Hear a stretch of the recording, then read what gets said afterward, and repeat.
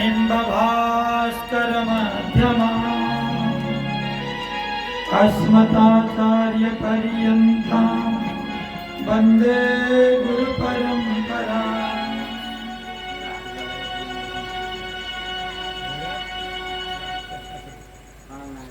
बोलो शंकर भगवान की, शिव महापुराण की, पशुपतिनाथ भगवान की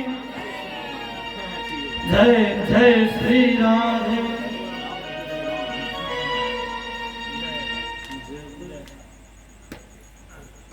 अखंड सच्चिदानंद प्रजानंद आनंद कंद चिन्मूर्ति पूर्ण ब्रह्म परमात्मा राधा सर्वेश्वर की चरण कमलों में नमीभूत होते हुए जगत के नियंता सर्वशक्तिमान पर अपरचर अचर जगत की सृजक भगवान सांब सदाशिव, उनके प्रत्यक्ष वाङ्मय प्रतिरूप श्री शिव महापुराण अवैध स्थापित सकल देवी देवताओं को कोटि वंदन। इस स्थान के अधिष्ठात्री देवता भगवान भोलेनाथ, राष्ट्रदेव पशुपतिनाथ, मुक्तिनाथ एवं समस्त मठ मंदिर देवी देवता, दृश्य अदृश्य आध्यात्मिक शक्तियों को नमन। यज्ञ में वर्ण हुए गुरुजनों को नमन। संगीतकार मित्र, प्राविधिक मित्र एवं समाज के सामाजिक व्यक्तित्व, भक्तिमती माताएं, भावमय पिताएं, सभी को एक ही बार राधे राधे कहना चाहता हूँ। जय राधे।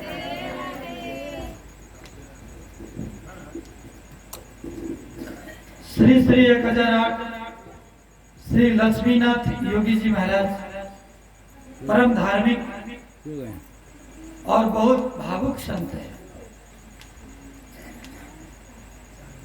तो उनके मन के भावों को हमने जाना है।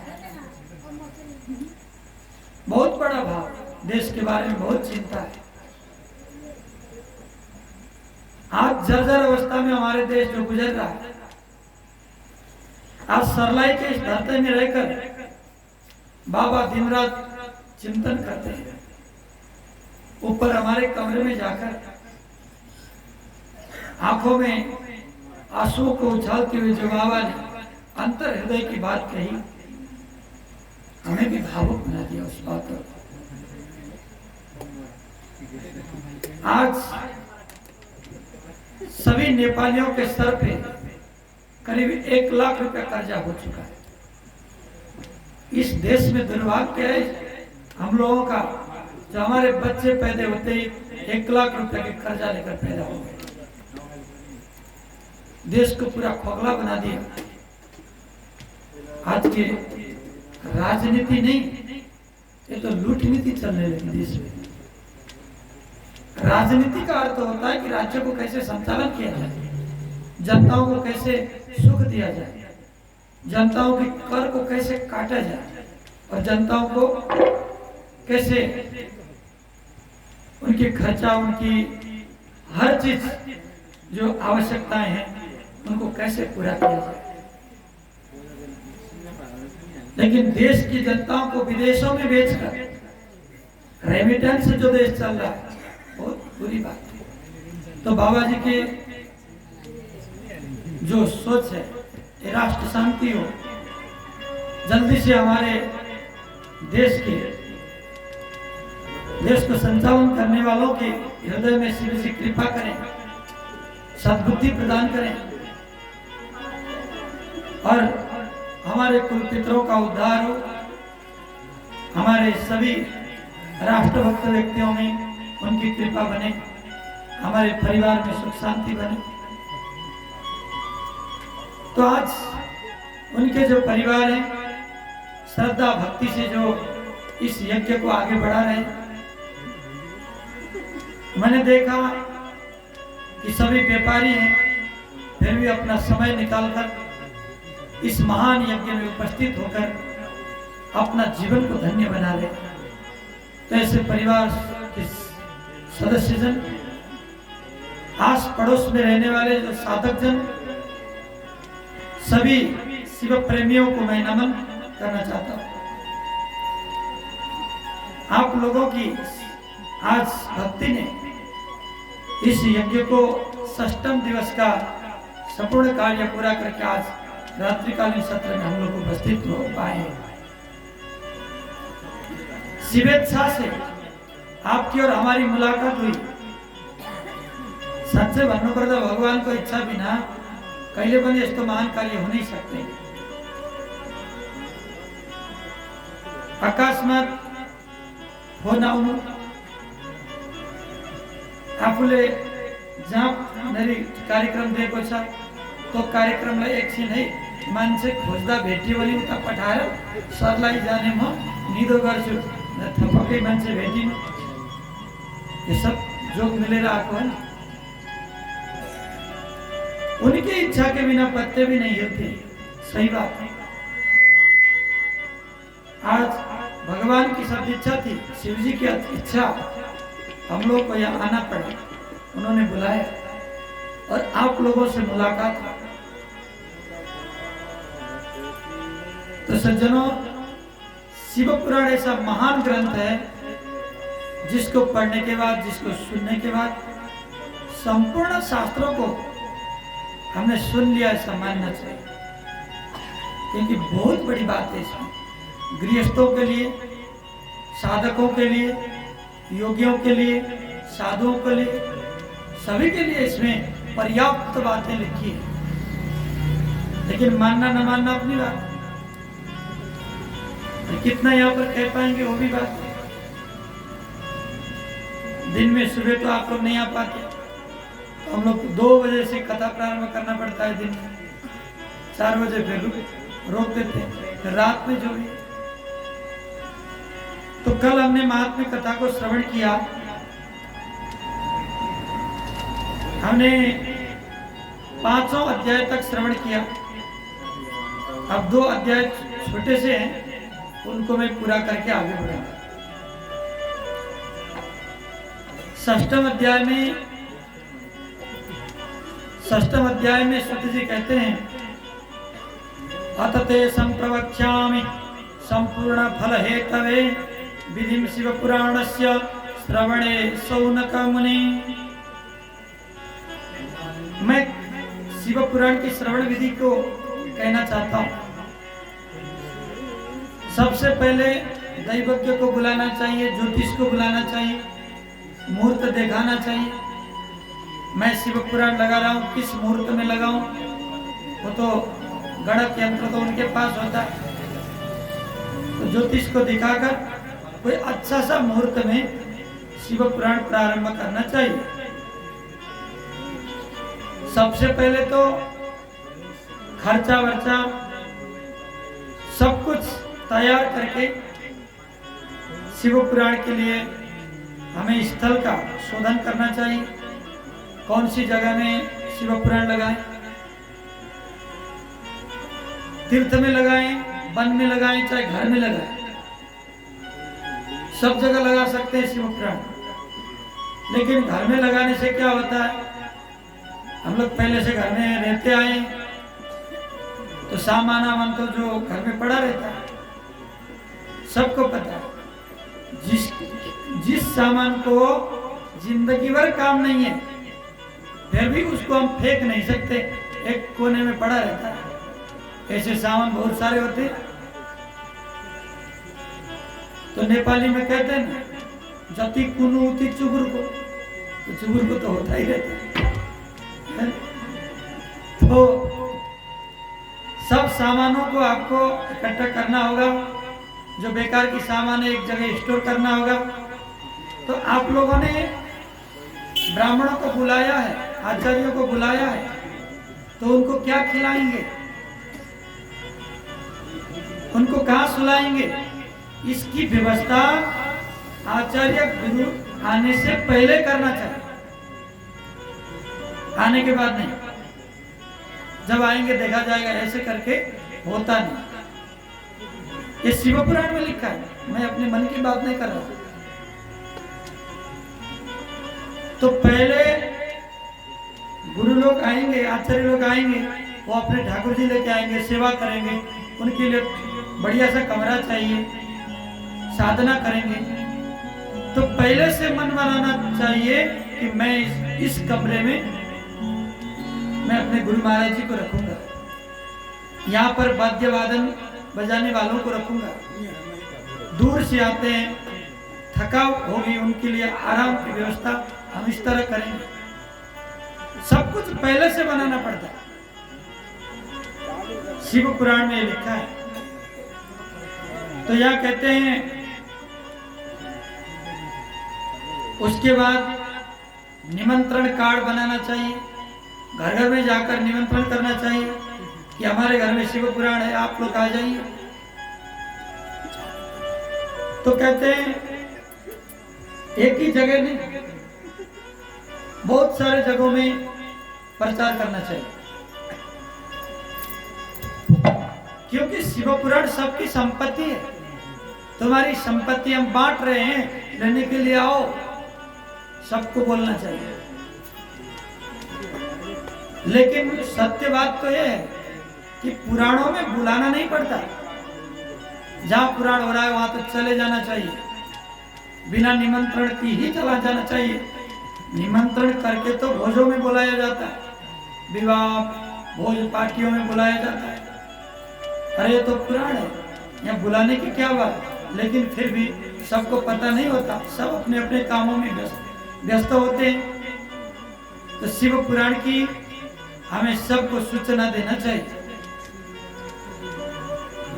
तो कहते हैं देशे देशे संभवाये कीर्तना श्रवणोत्सुका ऐसा मानयनम कार्यम तत् प्रकारमर्थार्थम। जो शिव भक्त में परायण हैं, जो भगवान की बहुत भक्ति करते हैं, ऐसे लोग दूर में भी होंगे तो उनको भी सूचना दो, क्योंकि वो तो आएंगे ना, जिसके अंदर भक्ति है वो तो जरूर आएंगे। और आने के बाद उनको खाने पीने की सब व्यवस्था करनी चाहिए, अपने रिश्तेदार को बुलाना चाहिए। तो बुलाने के बाद जब वो आएंगे, एक दो दिन रुकेंगे, तो कहाँ रुकेंगे, उनके लिए पहले ही मन बना लेना चाहिए, पहले लिस्ट करना चाहिए, जो मैंने बुलाया है उनमें से कौन कौन से लोग आ सकते हैं।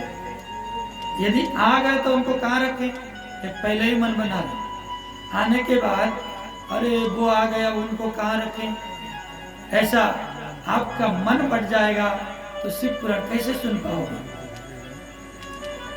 इसीलिए तीर्थों में लगाओ, बहुत आनंद रहता है, वहाँ कोई किसी का झंझट नहीं, कोई आ रहा है कोई जा रहा है, कोई मतलब नहीं। हमारे महाराज जी कैसे थे पता है, अभी भी हैं, ओम प्रकाश शास्त्री जी महाराज, कमलदास कुटिया हरिद्वार, काफी साल मैं वहां रहा हूं। हमारे आश्रम में 2 गेट थे, एक पूरब की ओर बड़ा गेट और एक पश्चिम की ओर, दूसरे रास्ते से लगता था। आश्रम भी बड़ा है। तो महाराज जी 2 बात बोलते थे, कोई आ रहा है तो महाराज जी मैं तो आ रहा हूं आश्रम में।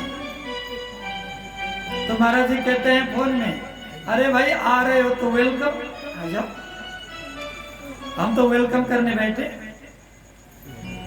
अब आए, कुछ तीर्थ व्रत किया, आश्रम से चल रहे, महाराज जी आशीर्वाद दो, अब तो हम जा रहे हैं। हाँ खूब जाओ, भीड़ खाओ।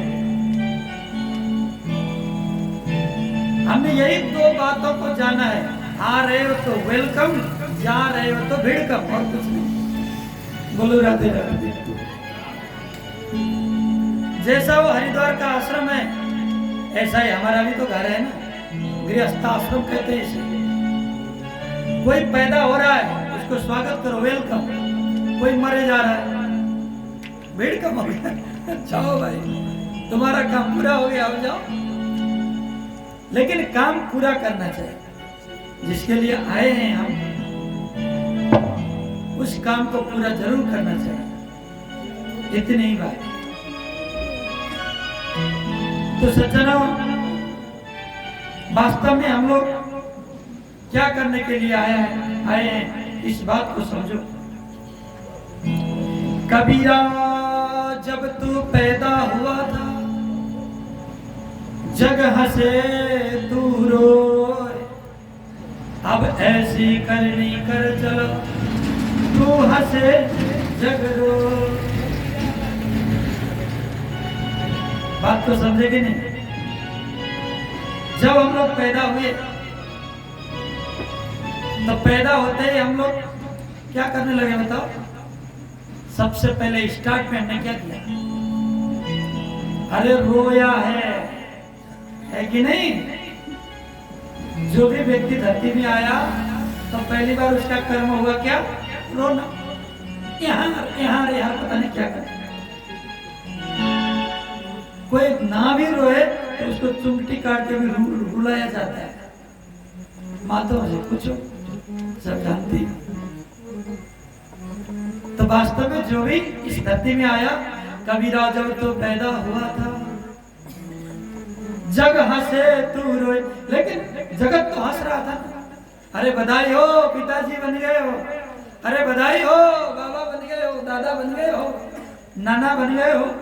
लो, सबको बधाइयां, लड्डू बांटा जा रहा है, लेकिन खुद तो रो रहा है। जो आया है वो तो रो रहा है, लोग हंस रहे हैं। तो आप हम सभी लोगों की बात है तो रोते हुए आए, लेकिन मरते समय भी रोना। मैं वो काम कर नहीं पाया, मैं मर गया तो मेरा बेटा क्या करेगा, मेरी बेटी क्या करेगी, मेरी पत्नी कहाँ जाएगी, मेरा पति का क्या होगा। यही सोच कर अब मरते समय भी रोते ही मरोगे तो जीवन क्या होगा? नरक हो गया कि नहीं?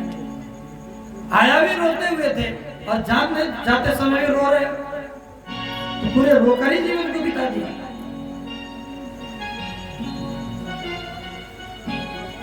अब ऐसी करनी कर चलो, तू हंसे जग रो।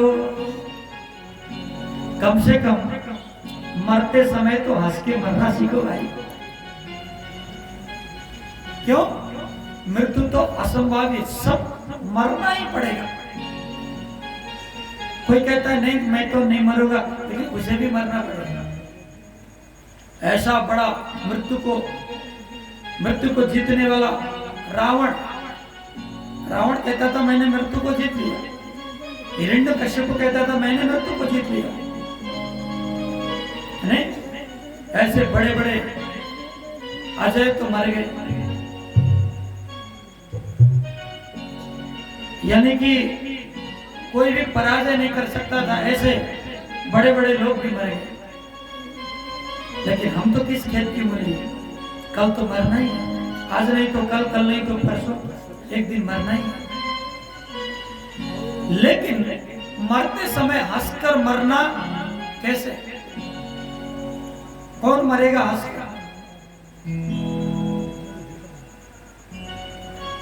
तो हंस के मरने के लिए तुम्हें भगवान का भक्त बनना पड़ेगा। जब तक भगवान के भक्त नहीं बनोगे तब तक रोते ही रहोगे। घर में रोगे, रास्तों में रोगे नहीं। कभी कहते हो बहू ने मुझे ऐसी बात बोली, बहू के चक्कर में रोगे।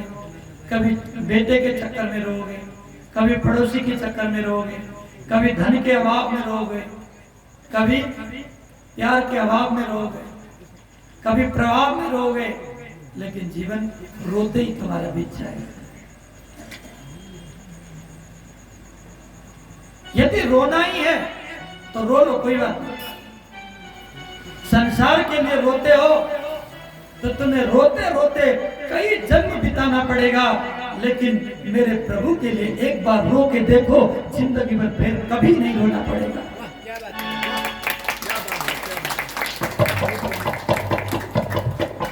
तो सज्जनों,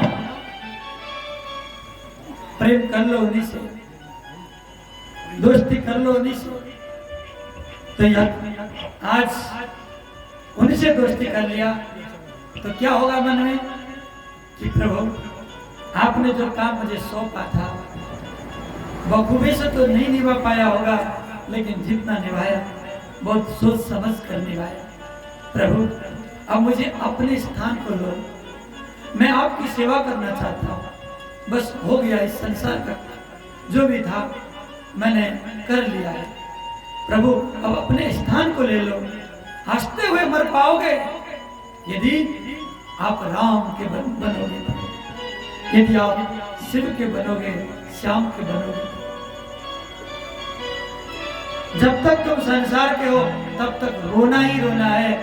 जिस दिन परमात्मा के बनोगे फिर तो हंसना ही हंसना है, क्योंकि वहां रोने की कोई गुंजाइश ही नहीं। मैंने पहले ही बताया, पतन फलासा बंद भय मृत्यु जहां पर नाय, पो मोरही कर सो अपवर्ग का। वहां पर ये 5 चीजें नहीं है परमात्मा के पास। पतन, फल की आशा, बंधन, भय, मृत्यु। अरे इसी से तो रोता है व्यक्ति। कभी मरने की डर से रोता है, नहीं, कभी पतन होने की डर से रोता है, कभी मुझे काम तो किया लेकिन फल नहीं मिला, व्यापार तो किया फायदा नहीं हुआ, नहीं, बीज तो बोया फल नहीं मिला, कभी फल की आशाओं से रोता है। तो ये 5 चीज जहां नहीं है वहां कभी रोना ही नहीं पड़ेगा। इसीलिए परमात्मा के धाम तो वो है। तो सज्जनों, जब आप पुराण लगाओगे तो मंडप कैसा होना चाहिए? ये मंडप को 8 बाई 8 कर दो, 8 फुट लंबा, 8 फुट चौड़ा। तो उसमें 5 केले लगाओ और बांस के टेडी भी लगा दो, और उसके बाद ये ऊखू वगैरह, पंचपल्लव, ऊपर से तोरण की डोरियां बांध दो। और मंदिर को जो है, ये तो मंदिर है, परमात्मा बैठने की जगह है, इसको जितना सजा सकते हो सजा लो। ऐसा लगना चाहिए कि कोई भी आता है, कितना दिव्य मंदिर प्रभु का, वो उसको भी प्रणाम करने का दिल करे। ऐसा बढ़िया सुंदर सजाना चाहिए। कैसे सजाओगे वो आपकी मर्जी। उसमें भगवान को स्थापना करना चाहिए। भगवान को स्थापना करना चाहिए। वहां पर वास्तु देवता, गृह देवता और सर्वतोभद्र या लिंगतोभद्र स्थापित करके भगवान को विधिवत स्थापना करो। तो लिंगोक्त देवता 27 होते हैं और 10 दिक्पालें, तोरण देवता, ध्वजा देवता, पताका देवता, द्वार, ऊर्ध देहली, अर्ध देहली वाले द्वार देवता, जिसमें इस मंडप के अंदर 4 द्वार, फिर मंडप से बाहर दूसरा घेराव करना चाहिए, उसमें 4 द्वार, ऐसा मंडप होना चाहिए। तो उसमें दिव्य सिंहासन भी होना चाहिए और आचार्य को बिठाना चाहिए। पुराणज्ञ सुचिर दक्ष शांतो विचितमत्सर साधु कारुण्यवान वाग्मी बदे पुण्य कथा मीमां। आप पुराण के लिए वक्ता को चुन रहे हो, तो वक्ता कैसा होना चाहिए? थोड़ा बहुत पढ़ा हुआ गांव का कोई भी है, उसको वक्ता बना दिया जाए? शिव पुराण इसकी इजाजत नहीं देता। वक्ता कैसा होना चाहिए? कहते हैं पुराणज्ञ। सबसे पहले तो उसको पुराण बहुत ढंग से पढ़ा हुआ होना चाहिए। द्वितीय पद में है सुचिर, पवित्र होना चाहिए।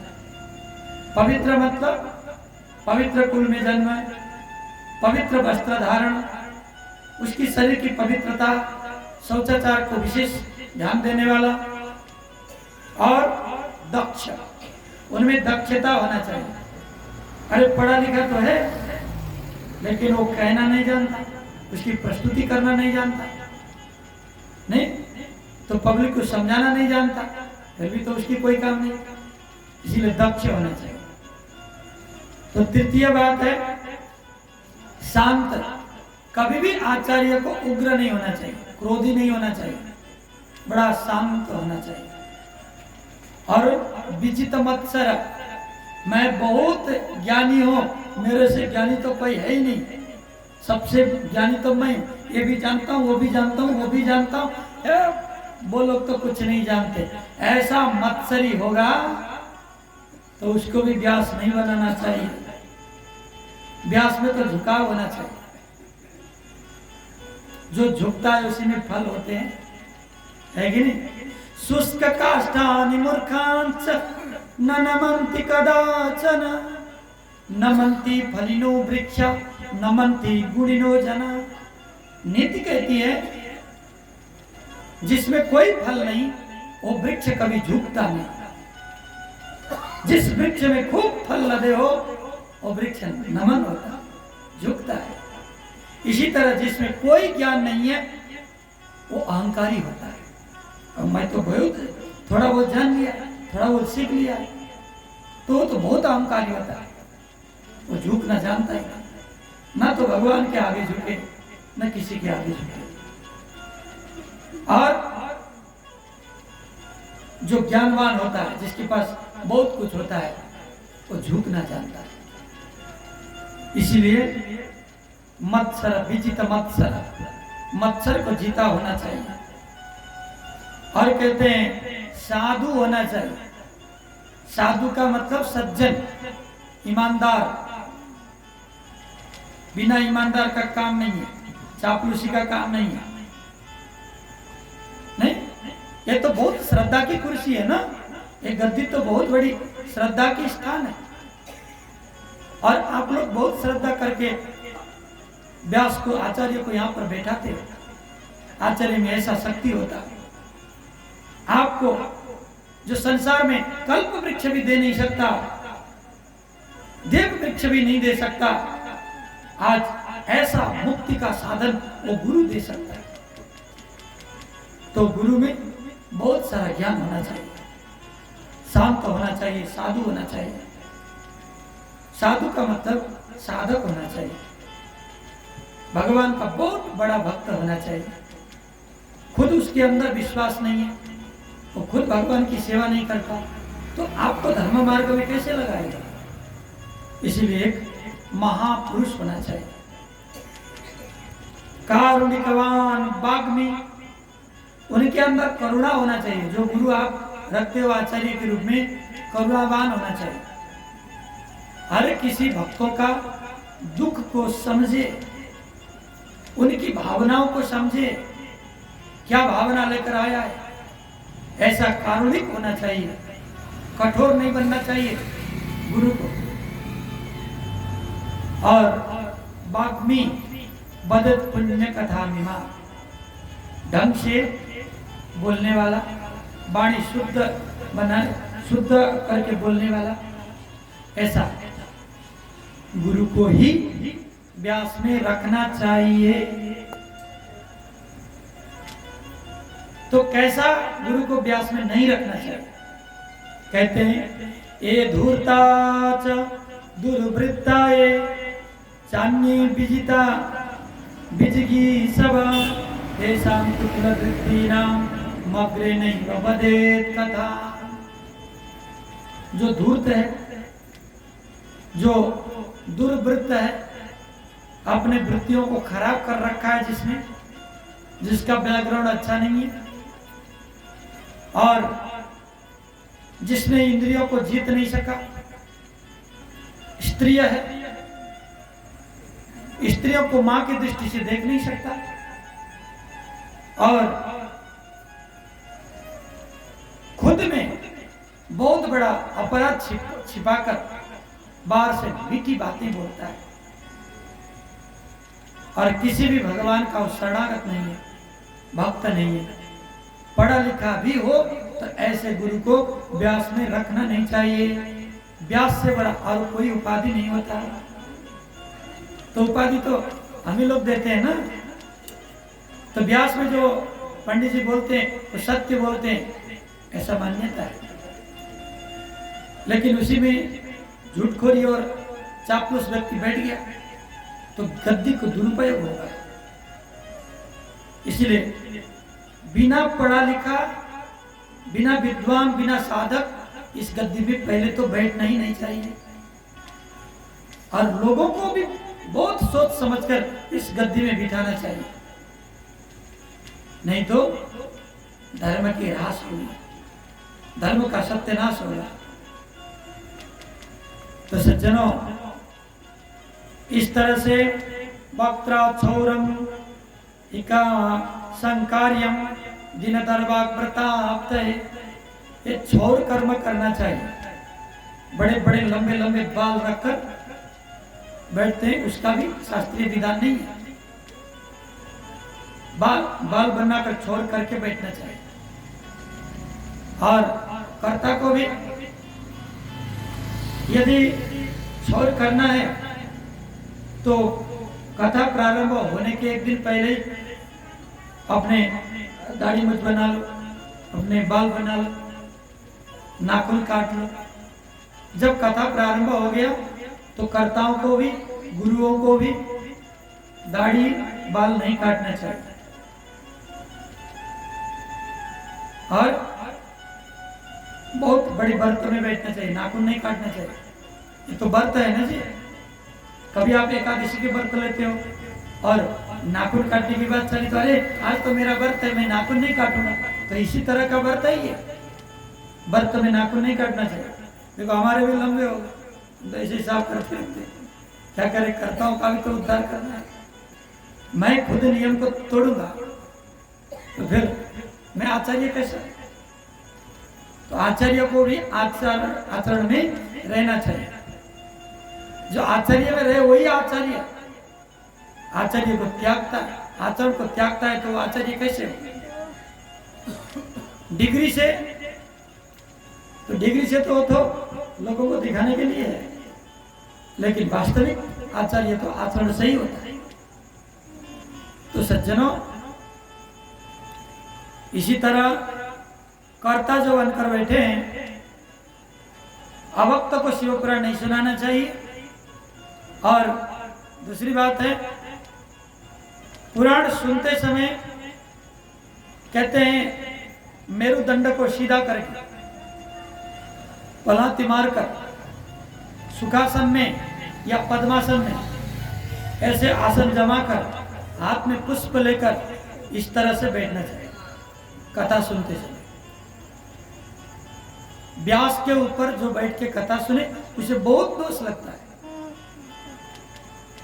इसलिए सख्त हो तो पंडाल में आके सुने विधि विधान से, अशक्त हो तो घर में सुने, उसकी अलग बात। माइक में सुन रहे हैं ना बोलते, तो अशक्त लोग सुने तो कोई बात नहीं, लेकिन सख्त लोग को तो भगवान के आगे ही आके सुनना चाहिए। और इसमें कहते हैं 7 दिन तक मिट्टी में राड़ी वगैरह बिछाकर सोए करता लोग, और हो सके तो जो पतित व्यक्ति है, अपने कर्म से पतित, अपने धर्मों को छोड़े हुए, ऐसे व्यक्ति से न बोले, सात्विक भोजन करें और तांबुल आदि ग्रहण न करें। कर्ता नित्य शुद्ध होकर बैठे, इस भाव से बैठे कि मैं इस कार्य करके एक बहुत बड़ा लक्ष्य पर जा रहा हूं। नवग्रह की पूजा करें, सर्वतोभद्र की पूजा करें। उसके बाद एक श्रीफल, श्रीफल का मतलब होता है नारियल, सूखा नारियल जो गोला होता है, उस गोले को हाथ में लो। यदि पूरब की ओर व्यास गद्दी पूरब मुंह करके है तो कर्ता को उत्तर मुंह करके बैठना चाहिए, और उत्तर की ओर मुंह करके व्यास जी बैठे हैं तो कर्ता को पूरब की ओर मुंह करके बैठना चाहिए। तो पूरब की ओर मुंह करके हाथ में श्रीफल लेकर खड़े होकर ये प्रार्थना करना चाहिए भगवान से, श्रीमत् शिव पुराणाख्य प्रत्यक्षत्वं महेश्वर शरणार्थं सकृतोषि संतुष्टो भवमयि मयि। श्रीमद् शिव पुराण। आप साक्षात महेश्वर हो। मैं कथा श्रवण के लिए आपसे विनीत भाव से प्रार्थना करता हूँ, मेरी श्रद्धा को आप स्वीकार करें। मनोरथ मदीयोऽयं कर्तव्य सफलत्वया निर्विघ्नेन संपूर्णं कथा श्रवणास्तु मे। मेरा मनोरथ जो भी है आप सब समझते हैं, और मेरा मनोरथ को आप पूर्ण करें। मेरी कथा में कोई विघ्न बाधाएं ना आए, निर्विघ्नता पूर्वक इस यज्ञ को संपन्न कर सकूं। प्रभु इतना शक्ति हमें देना। और मुझे क्या चाहिए? भवाब्धिमग्नं दीनां मां समुत्तर भवार्णवात् कर्मग्राह गृहीतांगम दासोऽहं तव शंकर।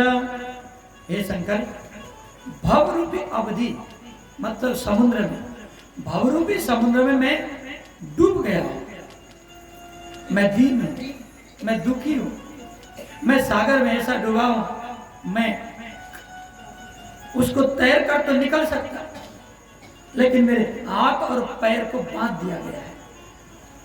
मैं तैर भी नहीं सकता, समुद्र में ऐसे गिर पड़ा हूं और हाथ पैर को बांध दिया गया है। प्रभु, मैं अब यहां से कैसे निकलूं? तो बांधने वाला रस्सी क्या है? कर्मग्राह गृहीतांगम। कर्म रूपी ग्राहों ने ऐसा जकड़ा है कि मैं हाथ पैर भी चला नहीं सकता। इसलिए हे शंकर, हे भोले, मुझे उस भव सागर से मेरे बंधनों को खुलाकर आप मुझे अपने लोक को ले और मुझे अपना जो दिव्य दर्शन है वो दर्शन कराए और मेरा जीवन को धन्य बनाए। इस तरह से भगवान को प्रार्थना करना चाहिए। और जो कथा करने बैठे हैं व्यास जी, उनको भी प्रार्थना करना चाहिए। जब तक वो व्यास में हैं तब तक वो भगवान है। पूर्णाहुति कर लिए तो फिर सामान्य व्यक्ति है। जब तक पूर्णाहुति नहीं होगी तो भगवान है। क्यों? भगवान नहीं मानोगे तो क्या हानि होगा? भगवान नहीं मानोगे तो क्या होगा? अरे कोई बच्चा आया विराटनगर से, वो बकबका रहा है, पता नहीं क्या बोल रहा है, होगा कुछ लिखा होगा, कोई बोल रहा है, तो मन में श्रद्धा आएगी ही नहीं। तो जिसके मन में श्रद्धा नहीं, तो जितना भी सुनो उसको कोई काम नहीं। आपके अंदर श्रद्धा लाने के लिए व्यास जी को भगवान माना, और जो व्यास जी कह रहे वो भगवान कह रहे हैं, ऐसा समझ लो, तो श्रद्धा जगेगी, भक्ति जगेगी। और जितना गुरु के ऊपर श्रद्धा होगा, देखो गुरुओं को क्या चाहिए? भक्ति चाहिए, श्रद्धा चाहिए। श्रद्धावान लभते ज्ञानम। जब तक श्रद्धा नहीं होगा तब तक ज्ञान प्राप्ति नहीं होगी। बहुत सारा श्रद्धा है, भक्ति है, तो विशेष विशेष ज्ञान को भी गुरु लोग निकाल कर आपको बताएंगे कि मेरा जो यजमान है वो बहुत भक्त है, उन्हें हमें सब कुछ देना चाहिए जो मैं जानता हूं। लेकिन जिसमें भक्ति नहीं, अहंकार है, तो जल्दी जल्दी करो, कार्यक्रम खत्म करके भागो यहाँ से। उनमें श्रद्धा ही नहीं, मैं क्यों तुम कष्ट करूं? ऐसा भाव आ सकता है, भले नहीं आएगा सत्पुरुषों में, लेकिन किसी किसी में आ सकता है। इसीलिए भक्ति करना चाहिए। व्यास रूप प्रबोधज्ञ शिव शास्त्र विशारद एतत् कथा प्रकाशेन मत अज्ञानम विनाशय। हे व्यास, आप तो साक्षात व्यास, सभी शास्त्रों को जानते हो। आप मुझे कृपा करके इस ज्ञान को उजागर करें और मेरे जो हृदय में अंधकार रूपी जो गांठ है उस गांठ को आप तोड़ दें, निकाल दें। इसीलिए देखो, आज 88,000 ऋषियों ने शुद्ध पौराणिक को गुरु बनाया और पुराणों को जाना। आज प्रयागराज के पंडितों ने उन्हीं शुद्ध जी के पिताजी को गुरु बनाया और उन्होंने पुराणों को जाना। सनकादि मुनियों ने संकर्षण भगवान को गुरु बनाया और पुराणों के बारे में जाना। विदुर जी महाराज ने मैत्रेय को गुरु बनाया और उन्होंने पुराणों के बारे में जाना। इसीलिए हमें भी तत्व ज्ञान चाहिए, हमें भी ब्रह्म ज्ञान चाहिए, हमें भी परमार्थ का ज्ञान चाहिए, तो गुरु जरूर बनाना चाहिए और गुरु के ऊपर श्रद्धा करके गुरु को भक्ति करके उनसे उस ज्ञान को ले लेना चाहिए। गुरु बिना भवन निधि तरही न कोई, चाहे कर लो कोटि उपाय। जब तक आप गुरु करोगे नहीं तब तक भवन निधि कोई तर नहीं सकता। गुरु क्या है? गुरु तो है कर्णधार। कर्णधार का मतलब आपको समुद्र से किनारे पहुंचाने वाला नौका है गुरु। गुरु के चरण रूपी नौका में बैठकर आप भवसागर को पार कर सकते हैं। इसीलिए गुरु के ऊपर श्रद्धा होनी चाहिए। मन से भाव से गुरु की सेवा करनी चाहिए। इस तरह से यहाँ पर बताया गया, वर्णम पंचमी प्राणाम कार्यम कैवल्य भक्तिता शिव पंच मंत्रस्य जप कार्यम तई सदा। शिव के पंचाक्षर मंत्र का जाप करते रहे और गुरुओं को भी चाहिए कि मैं जहां पर वर्ण हुआ हूं, मैं इनकी कल्याण के लिए वर्ण हुआ हूं। गुरुओं में कोई स्वार्थ नहीं होना चाहिए। स्वार्थ एक ही होना चाहिए कि मैंने जो ज्ञान दिया है उस ज्ञान से किसी को भला हो। मैं यह किसी को सेवा कराने नहीं आया, मैं किसी को दुख देने नहीं आया, मैं किसी को कष्ट पहुंचाने नहीं आया, मैं तो ज्ञान प्रभु का संदेश सुनाने आया हूं। तो मुझे उस संदेश को श्रद्धा और भक्ति से सुनाना चाहिए। गुरु में भी ऐसा भाव होना चाहिए। इसीलिए गुरु अहंकारी नहीं होना चाहिए, गुरु दुरात्मा नहीं होना चाहिए। तो ऐसे सतगुरु के चरण में जाओ और न्यौछावरित हो जाओ, गुरु सब कुछ देंगे, आपको भगवान से मिला देंगे। देखो, हरि गुरु जो दो खड़े काको लागो पा, कौन कहते हैं? सूरदास जी ने कहते हैं। हरि और गुरु, कबीरदास जी ने कहा है, हरि और गुरु दोनों एक ही जगह खड़े हैं, तो पहले किसके चरण में जाना चाहिए? बाद में इसको कबीरदास जी ने पूरा किया। सूरदास जी ने रचना किया आधा श्लोक कबीरदास जी ने पूरा किया। बलिहारी गुरु आपने गोविंद दियो बता। हरि और गुरु दोनों एक ही जगह खड़े हैं, तो किसके चरण में जाना चाहिए बताओ? कबीरदास कहते हैं नहीं, पहले गुरु के चरण में जाओ। क्यों? क्योंकि गुरु ने बताया ना आपको कि भगवान वो है। नहीं तो मुझे क्या पता था भगवान कौन है, मैं कौन है। आज मेरे जीव तत्व को और परमात्मा के शिव तत्व को बताने वाले तो गुरु हैं। इसीलिए गुरु आपकी धन्य हो, गुरु के चरण में पहले और फिर गोविंद के चरण में। इसीलिए गुरु का स्थान बहुत ऊंचा है। गुरु ब्रह्मा गुरु विष्णु गुरुदेव महेश्वर गुरु साक्षात पर ब्रह्म तस्मै श्री गुरवे नमः। देखो, ब्रह्म है, विष्णु ब्रह्म है, लेकिन गुरु तो ब्रह्म के भी पर ब्रह्म है। गुरु साक्षात पर ब्रह्म तस्मै श्री गुरवे नमः। ऐसे गुरु को मैं हृदय से ध्यान करता हूँ, प्रणाम करता हूँ। तो अपने गुरु तत्व को ध्यान करें, उनकी प्रार्थना करें, मुझे भी उस गुरु तत्व से कुछ लाभ मिले और मेरे भी अज्ञान रूपी अंधकार दूर हो जाए, ऐसा मन से भाव करो। गुरु माता पिता गुरु बंधु सखा, तेरे चरणों में स्वामी मेरे कोटि प्रणाम। तेरे चरणों में स्वामी मेरे कोटि प्रणाम। प्रियतम तुम्हीं प्राणनाथ तुम्हीं, प्रियतम तुम्हीं प्राणनाथ तुम्हीं। तेरे चरणों में स्वामी मेरे कोटि प्रणाम। तेरे चरणों में स्वामी मेरे कोटि प्रणाम।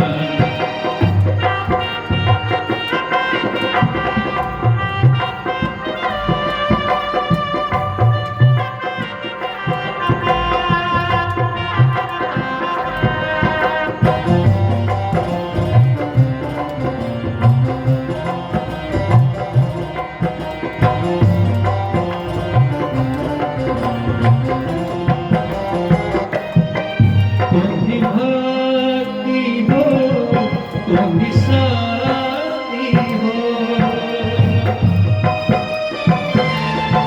जय गुरुदेव। तुम्ही भक्ति हो, तुम्ही शांति हो। तुम्ही भक्ति हो, तुम्ही शांति हो। तुम्ही मुक्ति हो मेरे सांब शिवा। तुम्ही मुक्ति हो मेरे सांब शिवा। गुरु माता पिता गुरु बंधु सखा। गुरु माता पिता गुरु बंधु सखा। तेरे चरणों में स्वामी मेरे कोटि प्रणाम। तेरे चरणों में स्वामी मेरे कोटि प्रणाम। तेरे चरणों में स्वामी मेरे कोटि प्रणाम। बोलो सद्गुरुदेव भगवान की। जय जय। तो कहते हैं पुंसाम दीक्षा भीनानम नाधिकार कथा श्रव।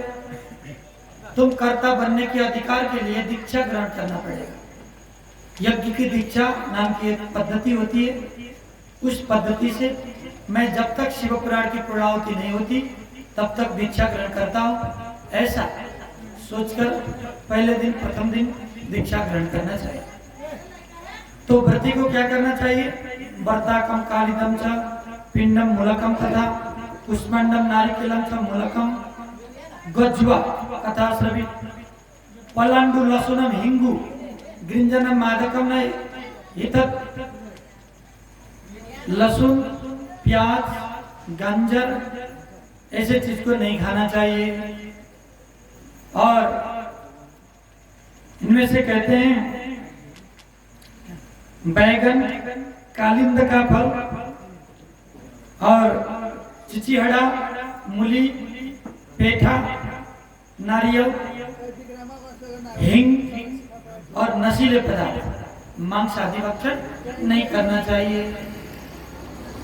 और जो भी है सात्विक वस्तुएं ग्रहण करना चाहिए, ऐसा शिव पुराण की मान्यता है।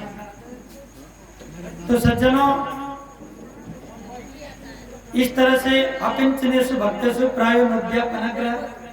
जो आसक्त है वो तो सहस्त्र नाम आदि पाठ करा के यज्ञ को पूर्ण करे, लेकिन जो गृहस्थी है जो सक्त है उन्हें होम कराना चाहिए, हवन कराना चाहिए।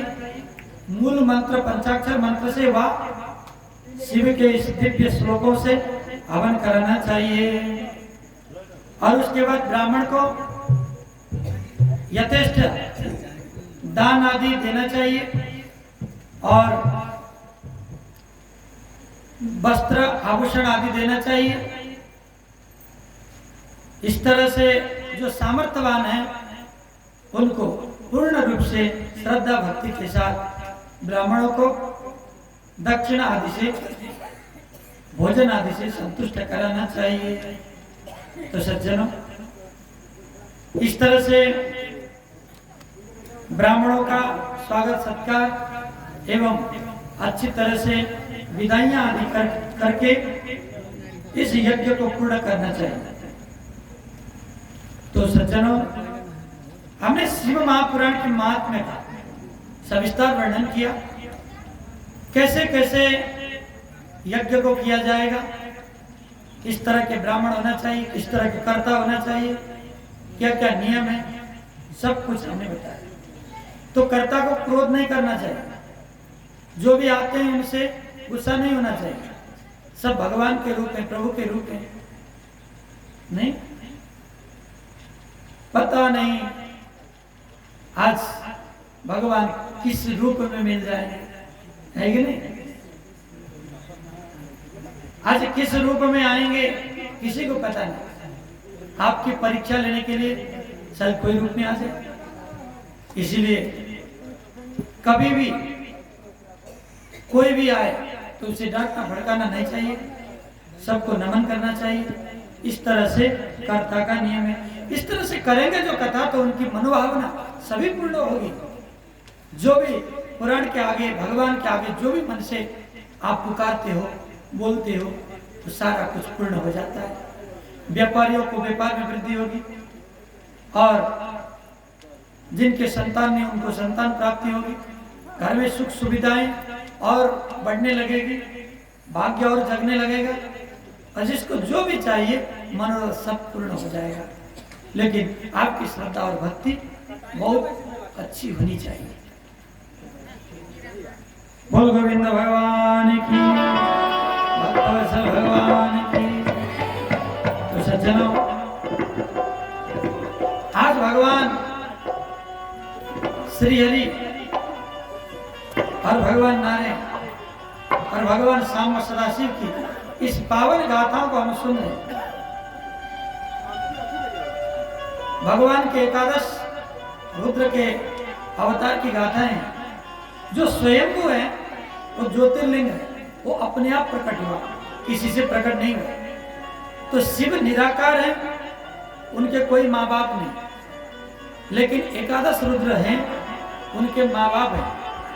उनके पिताजी का नाम है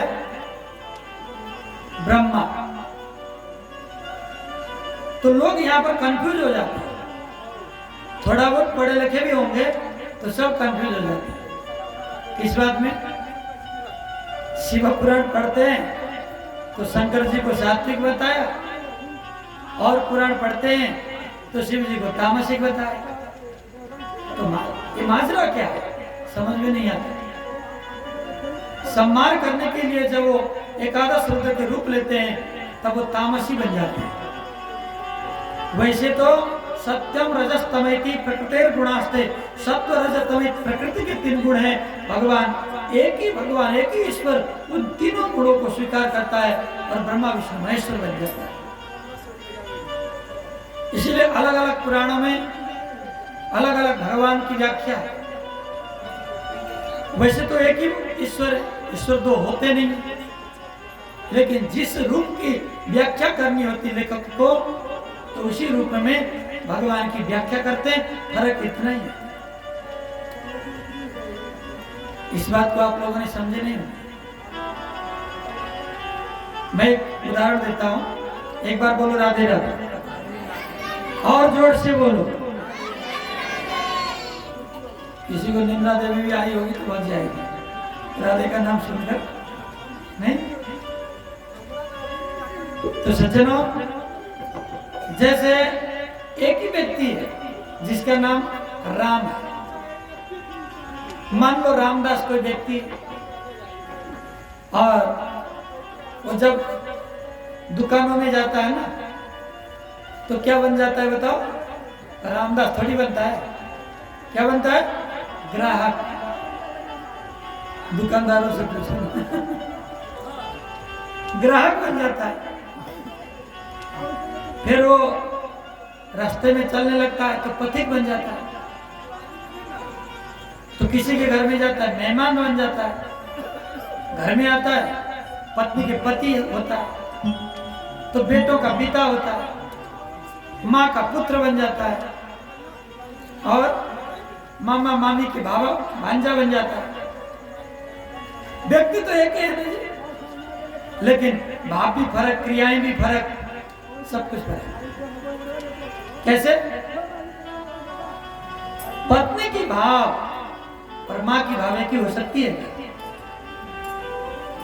तो आकाश पाताल की फर्क पड़ेगा, बहुत फर्क है।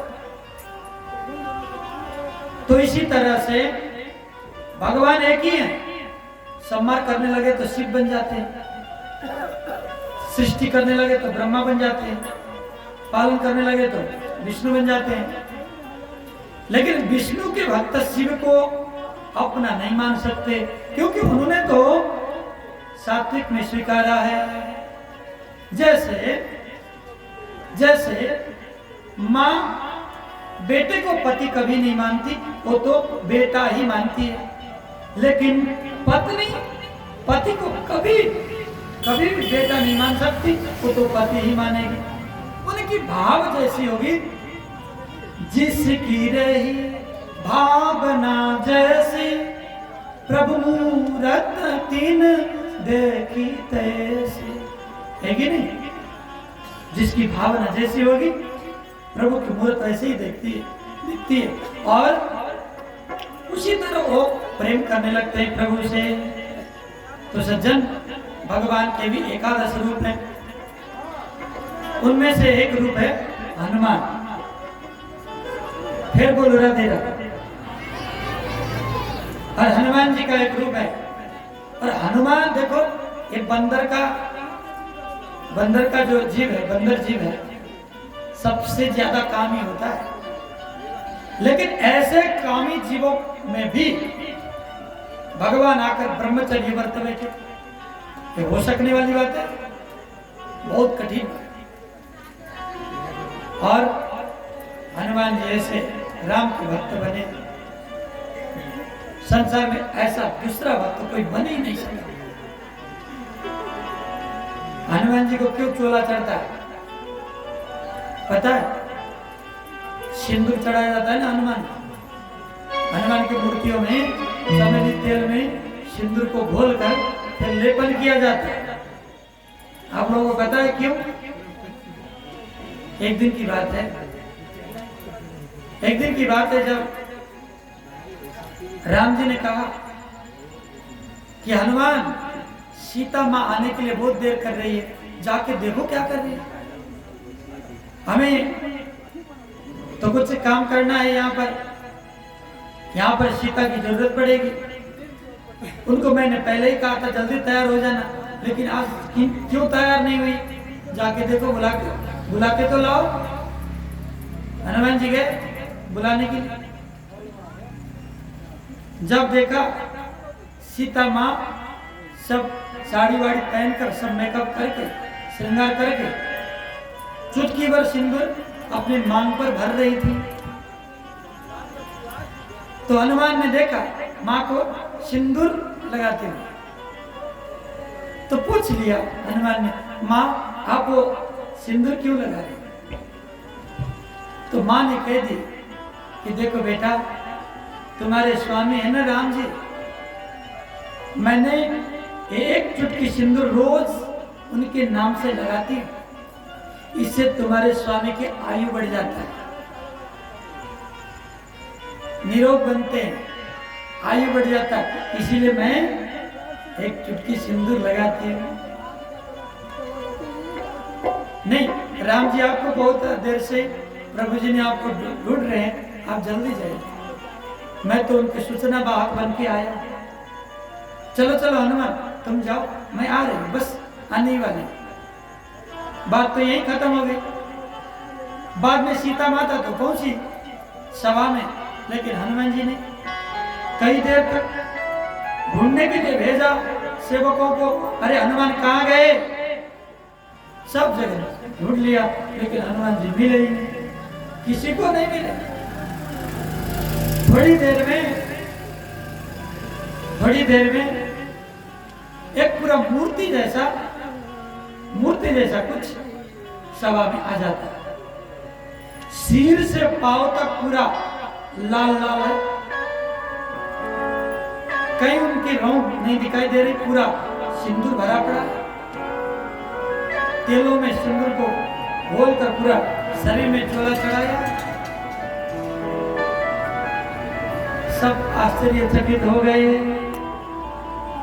ये कौन है, कहां से आया? तो हनुमान कहते, प्रभु मैं आपका सेवक।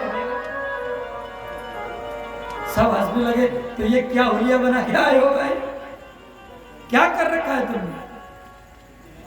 हनुमान जी कहते हैं, मेरी माँ सीता माँ एक चुटकी सिंदूर लगाकर मेरे राम की आयु को लंबी करना चाहती है, लेकिन मैं पूरे सिर से पांव तक राम जी के नाम से सिंदूर पहन के आया हूँ, सिंदूर लगा के आया हूँ।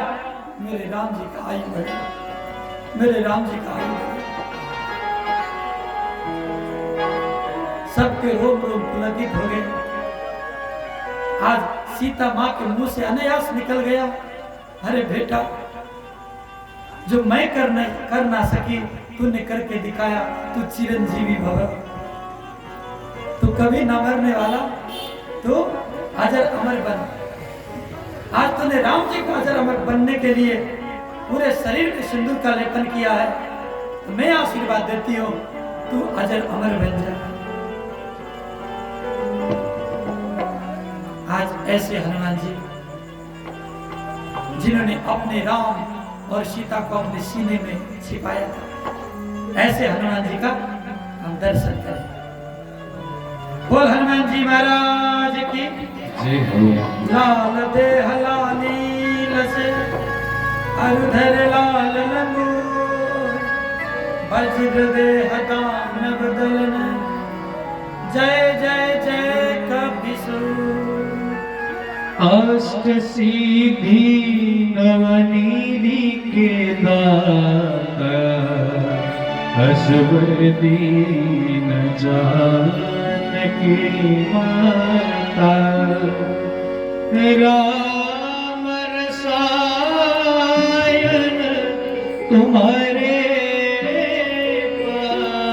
पासा, सदा रहो रघुपति के दासा। हे दुख भंजन मारुति नंदन, हे दुख भंजन मारुति नंदन, सुन लो मेरी पुकार, पवन सुत विनती बारंबार, पवन सुत विनती बारंबार। हे दुख भंजन मारुति नंदन, सुन लो मेरी पुकार, पवन सुत विनती बारंबार, पवन सुत विनती बारंबार।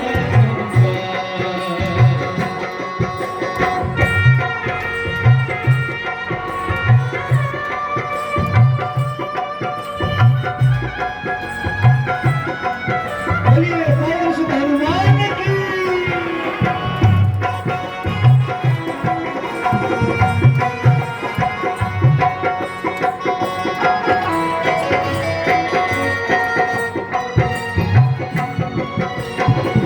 अष्ट सिद्धि नवनिधि के दाता, अष्ट सिद्धि नवनिधि के दाता, दुखियों के तुम भाग्य विधाता, दुखियों के तुम भाग्य विधाता।